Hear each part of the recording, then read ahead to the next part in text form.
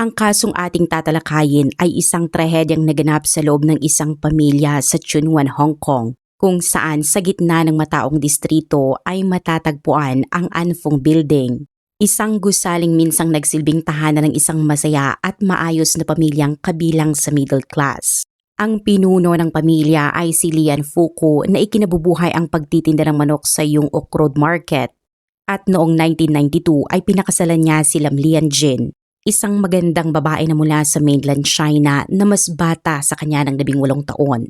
Sa pagsasama ng mag-asawa, isinilang ang kanilang panganay na anak na si Lian Jialiang noong 1995.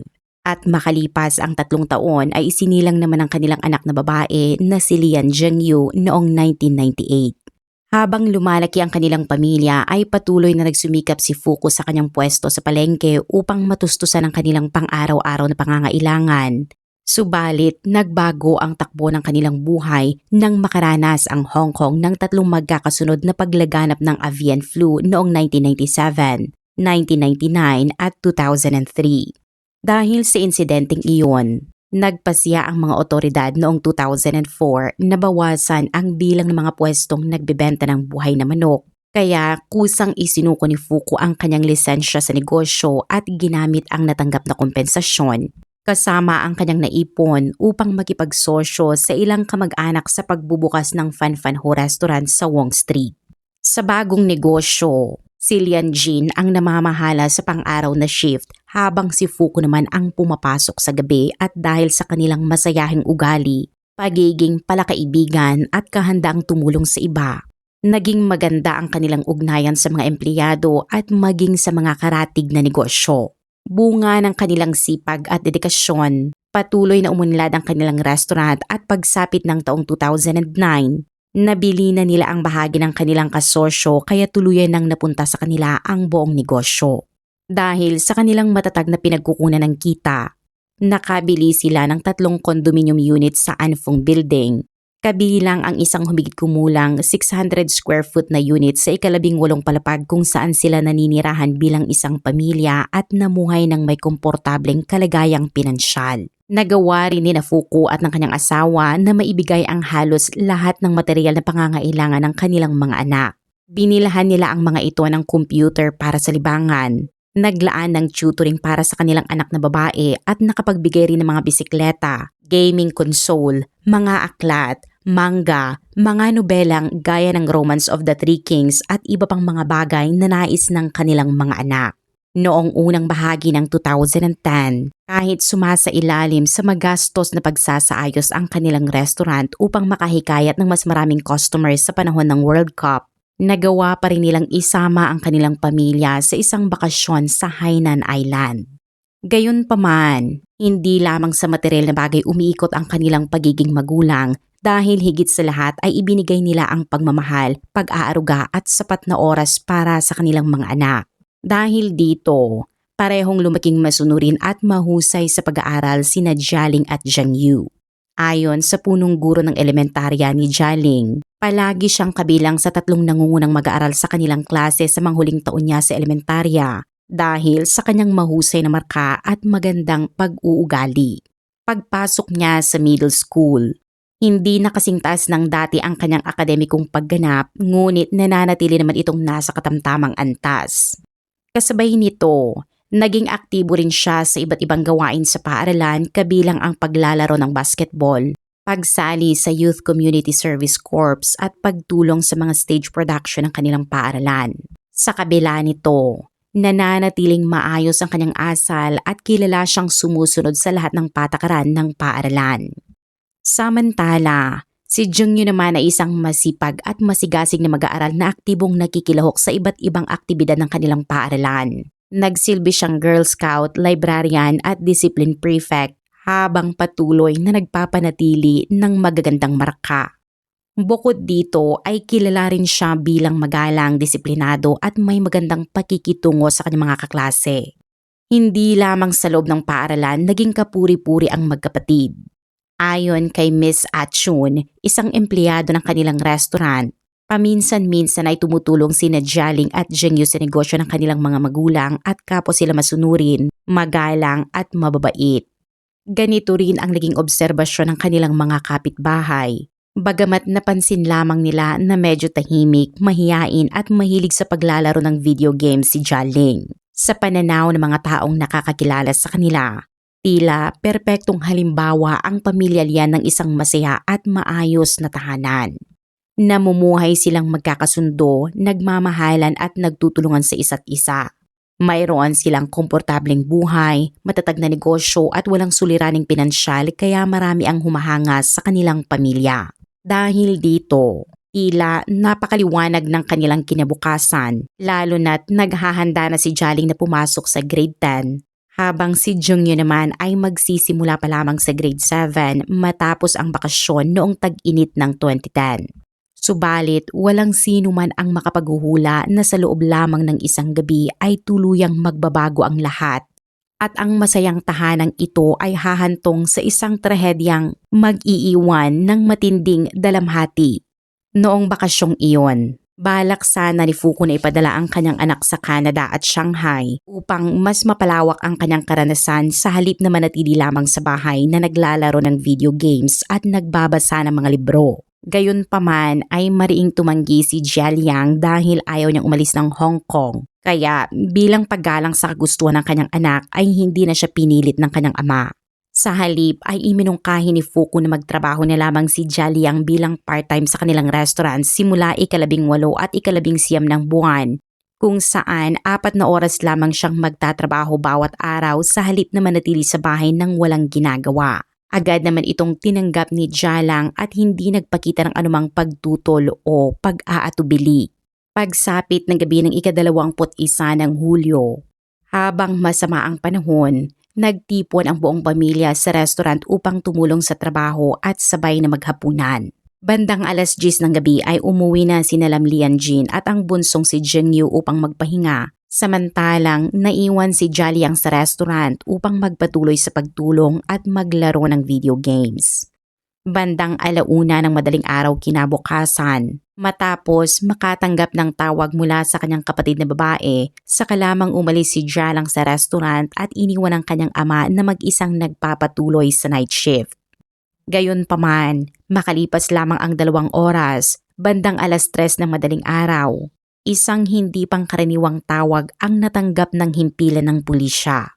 Sa kabilang linya ay isang binatilyong nagsabing siya ay nasa Huiwing Park sa Chunwan at sugatan. Ngunit higit na ikinagulat ang mga pulis ang sumunod niyang pag-amin nang sabihin niyang pinatay na niya ang kanyang ina at kapatid na babae sa kanilang tahanan sa Yongwo Street. Dahil dito, agad na ipinadala ng mga otoridad ang mga pulis sa nasabing parke.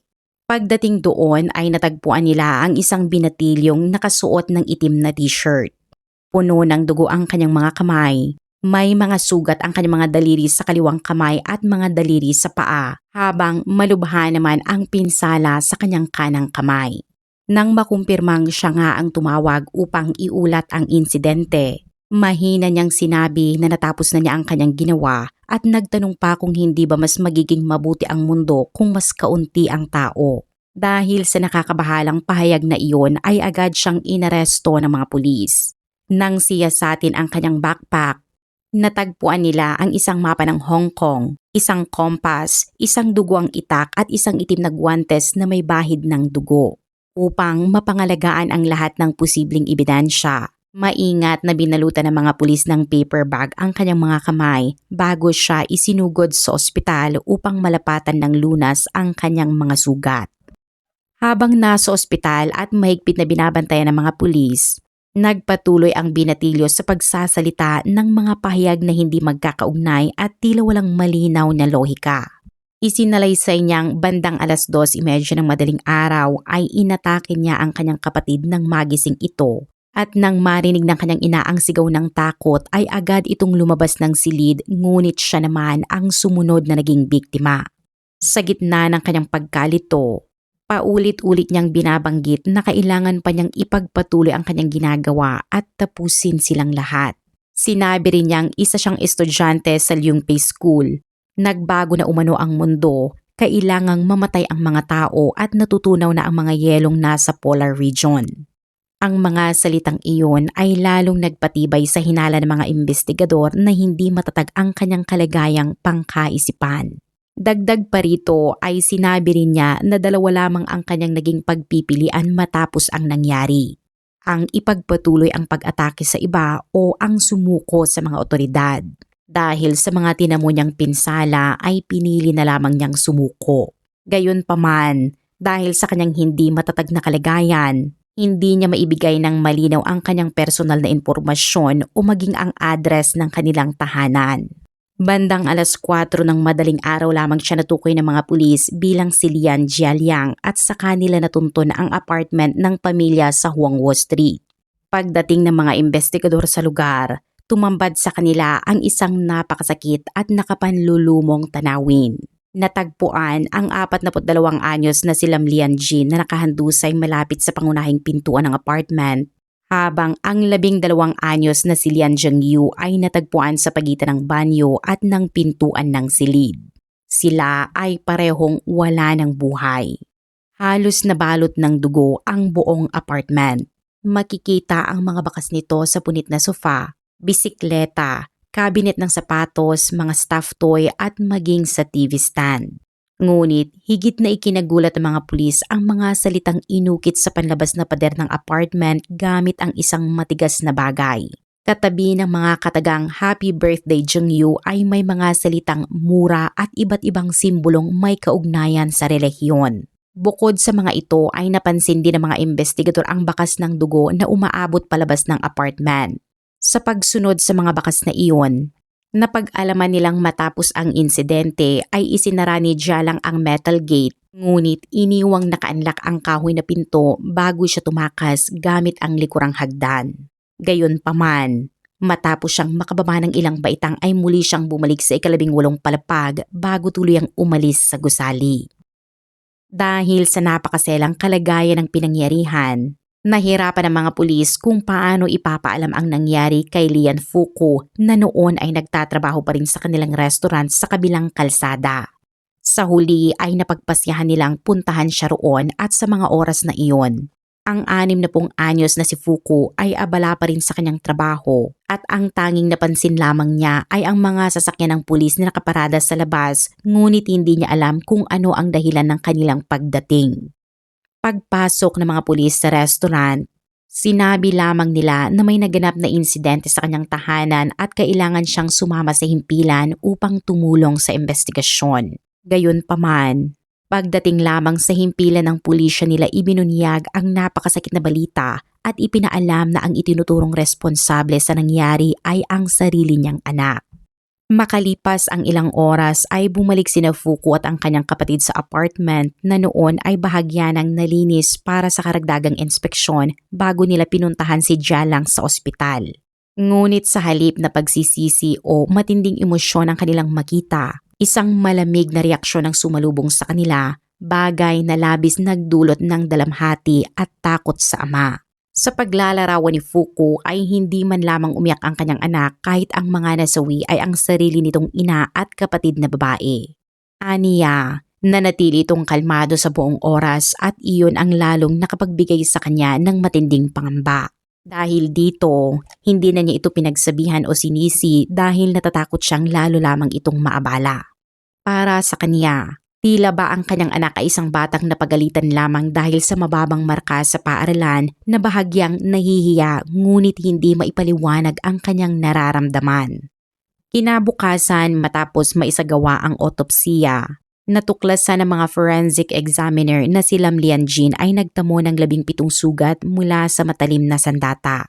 Naputol ang kanyang trachea, carotid artery at maging ang mga buto sa kanyang leeg dahilan upang halos mahiwalay ang kanyang ulo sa katawan. Samantala, ang 12 anyos na si Zhengyu ay nagtamo naman ng 34 na sugat sa kanyang mukha, leeg at mga braso at binti at halos maputol din ang kanyang ulo at leeg. Batay sa pagsusuri ng mga forensic expert ay pinaniniwala ang agad na nawalan ng malay ang unang biktima sa sandaling ito ay inatake. Gayunpaman, may posibilidad na ang ikalawang biktima ay nanatiling may malay habang nagaganap ang pag-atake. Dahil dito, lumitaw ang isang mahalagang tanong sa investigasyon. Ano ang nagtulak kay Jialiang upang gawin ang ganoong kalupit na krimen laban sa sarili niyang ina at kapatid? At paano nauwi sa ganitong trahedya ang isang pamilyang inilarawan ng marami bilang masaya at maayos? Sa paunang investigasyon, walang natuklasang record si Jialiang ng anumang sakit sa pag-iisip o kasaysayan ng marahas na pag-uugali. Gayunpaman, ang kanyang naging asal matapos ang insidente ay labis na ikinabahala ng mga otoridad. Sa halip na ipaliwanag ang kanyang motibo ay paulit-ulit lamang siyang nagsasalita ng mga pahayag na hindi magkakaugnay at mahirap unawain.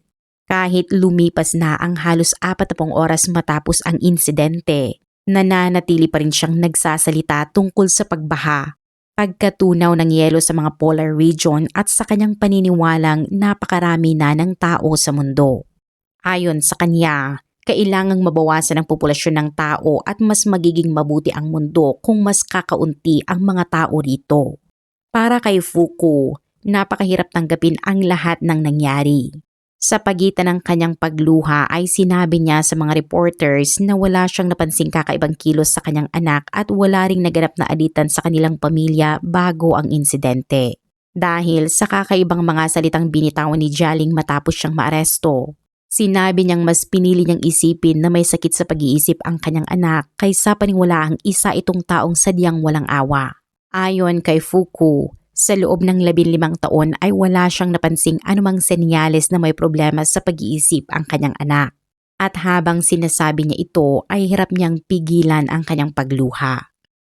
Noong ika-24 ng Hulyo, formal na sinampahan si Jialiang ng 2 kaso kaugnay ng pagkamatay ng kanyang ina at kapatid sa Chunwan Juvenile Court. Sa pagharap niya sa hukuman ay nanatili siyang kalmado at halos walang emosyon. Nang basahin sa kanya ang mga sakdal, tumango lamang siya at matapos pang hikayatin ng hukom ay maikli niyang sinabing nauunawaan niya ito. Sa buong pagdinig ay nakatingin lamang siya sa unahan o kaya naman ay nakayuko sa sahig. Hindi niya kailanman tiningnan ang kanyang mga kapamilya at nanatiling blanko ang kanyang ekspresyon na parabang wala siya sa kasalukuyang sitwasyon. Dahil sa kakaiba niyang pag-uugali at sa bigat ng kasong kanyang kinakaharap, pinayagan ng hukom ang kahilingan ng prosekusyon na ilipat si Jialiang sa Siulam Psychiatric Center. Doon siya sasailalim sa masusing pagsusuri ng 2 eksperto sa kalusugang pangkaisipan upang matukoy kung mayroon nga ba siyang sakit sa pag-iisip at higit sa lahat, kung maaari ba siyang panagutin sa ilalim ng batas para sa kanyang mga ginawa. Itinakda ang susunod na pagdinig ng kaso noong ika-6 ng Agosto. Matapos siyang ilipat sa Psychiatric Center noong ika-31 ng Hulyo, isang artikulo ang lumabas na naglahad ng impormasyong taliwas sa mga naunang pahayag ni Fuku at ng kanilang mga kapitbahay na nagsasabing wala silang napansing kakaibang ugali ni Jialing bago ang insidente. Ayon sa taong nagpakilalang kaklase niya, may mga senyalis na umanong napansin bago pa nagsimula ang bakasyon sa tag-init. Ikinwento niyang minsang nakita ng kanilang mga kaklase ang maraming pares ng gunting at mga magnifying glass sa pencil case ni Jialiang. Kapansin-pansin din na nang tanungin siya kung bakit niya dala ang mga iyon, pinili niyang huwag sumagot. Binanggit din sa naturang artikulo ang salaysay ng isang empleyado ng restaurant na nagngangalang Akwong. Ayon dito, may isang pagkakataong pagkabalik ni Jialiang mula sa paghatid ng order ay bigla na lamang itong nagalit sa may-ari ng restaurant kahit wala namang malinaw na dahilan. Idinagdag pa ng ulat na ayon sa ilang pinagkunan ng pahayag, minsang tuluyang napaiyak si Jialiang nang formal na ihayag ng pulisya ang mga kasong isinampa laban sa kanya. Gayunpaman, matapos ang sandaling iyon ay mabilis siyang bumalik sa kanyang hindi pangkaraniwang kalmadong pag-uugali at muli na lamang nanahimik. Hindi kailanman kinumpirma ng mga otoridad o ni Fuku ang mga impormasyong ito. Gayunpaman, totoo man o hindi ang bawat detalye, ipinahiwatig ng artikulo na maaaring may mga palatandaan na ng problema sa kalusugang pangkaisipan si Jialing bago pa man maganap ang trahedya. Noong ika-6 ng Agosto, sa muling pagharap niya sa hukuman ay nanatili pa rin siyang walang emosyon at hindi lamang tumingin sa kanyang mga kapamilya. Matapos siyang suriin ay sinabi ng psychiatric expert na sapat ang kanyang kalagayan upang humarap sa paglilitis. Gayunpaman, inirekomenda pa rin ng espesyalista na manatili siya sa psychiatric treatment center habang nagpapatuloy ang proseso ng kaso dahil pinaniniwala ang may tunay siyang kondisyon sa kalusugang pangkaisipan. Pagsapit ng 2012 ay inaprubahan ng Department of Justice ang kahilingang ibaba ang isinampang kaso laban kay Jialing sa manslaughter batay sa prinsipyong diminished responsibility o nabawasang pananagutan dahil sa kanyang kalagayang pangkaisipan. Pagkaraan nito, noong ika-1 ng Pebrero ay dininig ang kaso sa High Court kung saan umamin siyang may pananagutan sa kasong isinampa laban sa kanya. Sa pagdinig, kapwa nagpresenta ng tig-2 psychiatric expert ang prosekusyon at depensa. Kapansin-pansin na iisa ang naging konklusyon ng lahat ng 4 na eksperto na si Jialing ay dumaranas ng schizophrenia at nangangailangan ng patuloy na gamutan sa isang psychiatric hospital.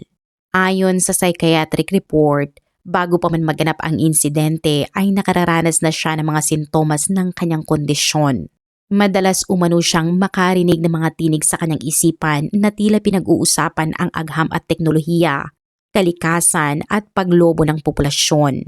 Sa paglipas ng panahon ay unti-unti siyang naniwala na napakarami na ng tao sa mundo at kailangang pigilan ang pagtuloy na pagdami ng populasyon. Kalaunan ay nabuo sa kanyang isipan ang paniniwalang kung mababawasan ang kalahati ng populasyon ng tao ay mababawasan din ang polusyon. Mas mapapangalagaan ang likas na yaman at maiiwasan ang labis na pag-aaksaya ng mga mapagkukunan. Mula rito ay nagsimula rin niyang pag-isipan ang kahulugan ng buhay at naniniwalang ang buhay ay dapat binubuo ng iba't ibang eksperimento. Sa kanyang baluktot na pag-iisip, itinuring niya ang pagkitil ng buhay bilang isa sa mga eksperimentong iyon. Dahil dito, hindi na niya itinuring na mali ang pagpatay at sinabi ring wala siyang pakialam kung sino ang magiging biktima.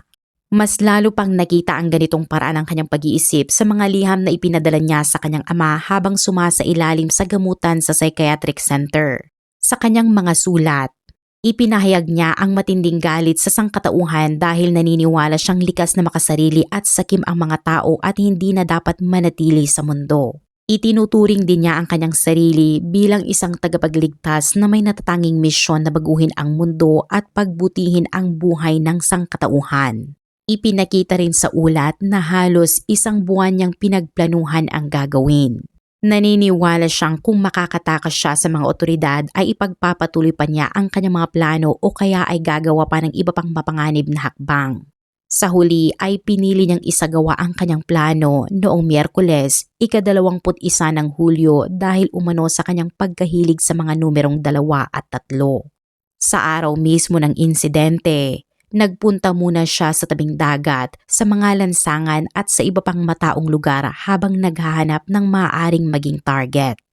Gayunpaman, hindi niya nagawang isakatuparan ang kanyang balak sa mga lugar na iyon. Dahil dito, umuwi siya sa kanilang bahay at nagsimulang pag-isipan kung ang sarili niyang ina at kapatid na babae na lamang ang kanyang bibiktimahin. Noong gabing iyon, natulog sina Lam Lianjin at Zheng Yu bandang 1:30 ng madaling araw. Inakala ni Jialing na makalipas ang 45 minuto ay mahimbing na ang kanilang tulog kaya naghintay siya sa sala ng tamang pagkakataon. Bandang 2:15 ng madaling araw, nang makita niyang lumabas ng silid ang kanyang kapatid, agad niya itong inatake gamit ang isang itak. Ilang sandali lamang ang lumipas ay narinig ng kanyang ina ang ingay at lumabas ng silid ngunit siya rin ay inatake. Matapos ang insidente, nagpalit siya ng damit na may bahid ng dugo at inilagay ang itak sa kanyang backpack at saka umalis ng bahay. Habang naglalakad, balak pa umano niyang magpatuloy sa pag-atake at sinubukan pa niyang puntiryahin ang leeg ng isang taong dumaraan. Gayunpaman, naitulak siya nito kaya hindi niya naituloy ang kanyang balak. Pagkatapos nito ay nagtungo siya sa parke upang magpahinga. Dahil sa mga sugat na kanyang tinamo at sa kabiguang maisakatuparan ang balak na manakit pa ng iba, naramdaman niyang nabigo siya sa kanyang plano. Dahil dito ay nagpasya siyang sumuko sa mga otoridad bandang 3:00 ng madaling araw. Samantala, binigyang diin ng abogado ng depensa ng ama ng akusado na si Lian Fuku ay isang masipag na maliit na negosyante na katulad ng maraming mamamayan ng Hong Kong. Gayunpaman, sa loob lamang ng isang gabi ay nawalan siya ng kanyang asawa at anak na babae, habang ang kanyang nag-iisang anak na lalaki ay naharap naman sa mabigat na kasong kriminal. Sa kabila ng matinding pagdadalamhati ay hindi tinalikuran ni Fuku ang kanyang anak. Patuloy niya itong dinadalaw at aktibong nakikipagtulungan sa mga doktor sa pamamagitan ng pagbibigay ng mahalagang impormasyon na maaaring makatulong sa gamutan nito. Dahil dito, hiniling ng abogado sa hukuman na bigyan ang akusado ng angkop na paggamot sa halip na ituon lamang ang pansin sa kaparusahan. Matapos suriin ang lahat ng ebidensya at testimonya ay inilabas ng hukuman ang pinal na desisyon. Kinilala ng hukom na ang nangyari ay isang napakalalim na trahedya hindi lamang para sa pamilya niyan kundi maging sa buong lipunan. Dahil dito, hinatulan si Jia Liang ng walang takdang panahong pananatili sa isang psychiatric hospital habang patuloy na sumasailalim sa gamutan. Ayon sa hukuman, ang desisyong ito ang may pinakamalaking posibilidad na makapagbibigay ng positibong resulta hindi lamang para sa akusado kundi maging sa kaligtasan ng lipunan. Kalaunan ay isinapelikula ng mga filmmaker sa Hong Kong ang kasong ito. Matapat na isinadula ng pelikula ang trahedyang sinapit ng pamilya niyan at nakatanggap ito ng magagandang pagsusuri mula sa mga kritiko at manonood. Higit pa sa paglalahad ng isang masakit na pangyayari, naging daan din ang pelikula upang muling mabuksan ang talakayan tungkol sa kalusugang pangkaisipan, ang kahalagahan ng maagang pagkilala at paggamot sa mga seryosong kondisyon sa pag-iisip, at kung gaano kadaling magbago ang buhay ng isang pamilya sa harap ng isang hindi inaasahang trahedya. At dito nagtatapos ang kaso para sa araw na ito. Kung umabot nga kayo sa part ng video na ito ay huwag kalimutang ikomento kung taga saan kayo at kung anong oras nyo ito napanood para malaman namin kung saan umabot ang aming mga viewers. Maraming salamat muli sa panonood at magkita-kita tayo sa susunod na kwento.